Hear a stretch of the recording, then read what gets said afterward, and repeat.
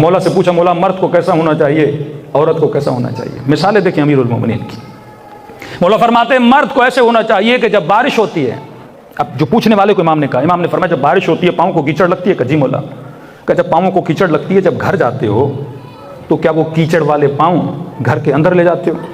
کہ نہیں مولا۔ کیا کرتے ہو؟ کہ مولا پہلے پاؤں کو چھانتا ہوں، صاف کرتا ہوں، وہ چپلیں باہر رکھتا ہوں، پھر گھر کے اندر جاتا ہوں۔ امام نے فرمایا مرد کو ایسا ہونا چاہیے۔ کہ مولا سمجھا نہیں۔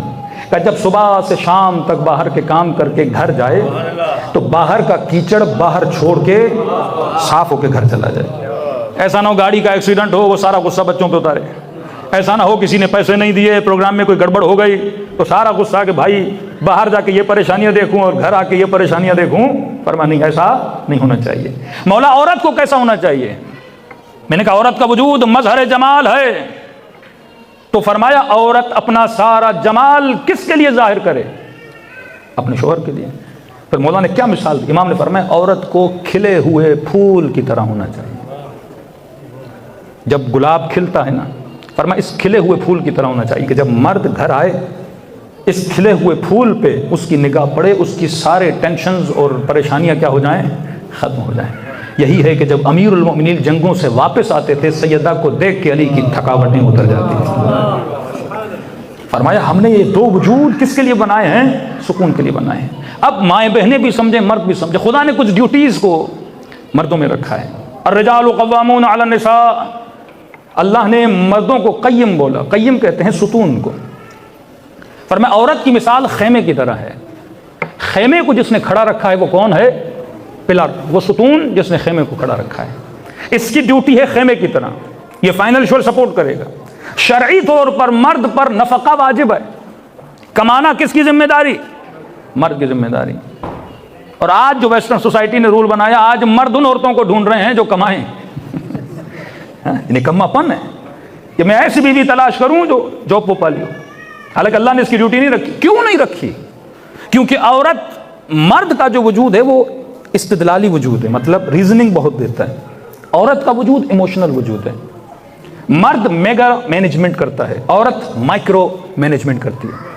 مطلب آپ اپنی بیوی کو لے جائیں کسی کے گھر میں، دعوت ہو ایز اے گیسٹ، آپ کو کھانا وانا کھلائیں گے، رات کو آپ گھر واپس آ گئے تو بیوی کہے گی تم نے دیکھا اس کے پردے کا رنگ کتنا اچھا تھا؟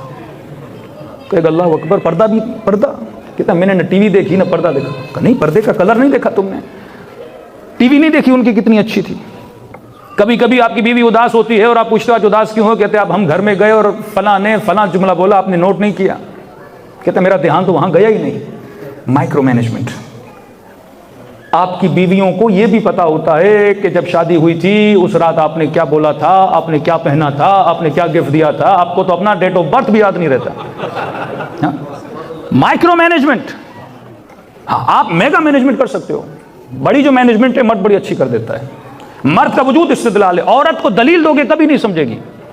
ایموشنل، کیونکہ اس کا وجود فل آف ایموشن سے۔ اب خدا نے اس کو ایموشنل کیوں بنایا؟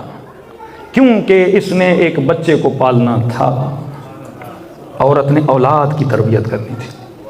ایک مومن کو میں نے بولا بچہ روتا ہے کبھی غصہ آتا ہے؟ کہتا ہے مولانا کبھی کبھی اتنا روتا ہے دل کرتا ہے تکیے سے غصے میں، کہتا آواز بند کر دو۔ میں نے کہا یہ خیال جو تیرے ذہن میں آ رہا ہے نا، یہ تمہاری بیوی کے ذہن میں کبھی نہیں آتا۔ پوری رات بھی روتا رہے، عورت کو پرواہ نہیں، کیونکہ وجود کیا ہے؟ ایموشنل ہے۔ فرمایا عورت کو جج نہیں ہونا چاہیے، اس لیے نہیں کہ وہ اچھی جج نہیں بن سکتی، کیونکہ ایموشنل ہے۔ تھوڑی دیر کے لیے چور روئے گا مجھ سے غلطی ہو گئی، یہ ہو گیا وہ ہو گیا، کہے گی اس کو چھوڑ دو معاف کر دو۔ ہاں کیونکہ وجود کیا ہے؟ ایموشنل ہے۔ مرد کا وجود کیا ہے؟ ریزننگ پہ زیادہ بلیو رکھتا ہے۔ اب خدا نے اس حساب سے مرد کی ڈیوٹی رکھی کہ مرد کمائے گا، عورت نہیں کمائے گی۔ اب کیونکہ مرد کماتا ہے پھر عورت کی ڈیوٹی یہ رکھی کہ آپ پر مرد کی اطاعت کیا ہے؟ واجب ہے۔ کیونکہ اگر کائنات میں دو خدا بھی ہوں تو کائنات نہیں چل سکتی، اور گھر میں دو مینیجر بھی ہوں تو گھر نہیں چل سکتا۔ یہ کمائے گا اور اس کی اطاعت واجب ہے۔ اس کا ایک ریزن ہے، کیونکہ ایموشنلی بچے کس کے ہیں؟ باپ کے یا ماں کے؟ باپ صبح سے شام تک باہر، 2 سال تک بچہ دودھ ماں کا پیے، ماں کی چھاتی سے لگا رہے۔ ایون آپ کا بچہ 7-8 ایئرس کا ہو جائے نا، بچے سے پوچھو کہ اماں کے ساتھ رہنا یا ابا کے ساتھ، نقصان کس کا ہے؟ ابا کا ہے، کیونکہ کمائے باپ، سب کچھ باپ کرے، لیکن بچہ آخر میں کہے گا میں نے رہنا کس کے ساتھ ہے؟ اماں کے ساتھ ہی رہنا ہے نا، کیونکہ ساری ایموشنل اٹیچمنٹس بچے کی ماں کے ساتھ ہیں، ماں کی فیوریبل بن جاتی ہے اس بچے کی، لہٰذا فیصلے تبھی تبھی فرمایا کہ فیصلہ کس کے ہاتھ میں رکھا؟ اللہ نے مرد کے ہاتھ میں رکھا۔ اب فرمایا اس کو کھلے ہوئے پھول کی طرح ہونا چاہیے، یہ سمجھے کہ خدا نے مرد کو بولا یہ کمانے جائے گا، عورت کو بولا اس کی ڈیوٹی نہیں ہے کہ یہ کمائے، اس کی ڈیوٹی یہ ہے کہ نسلوں کی تربیت کرے۔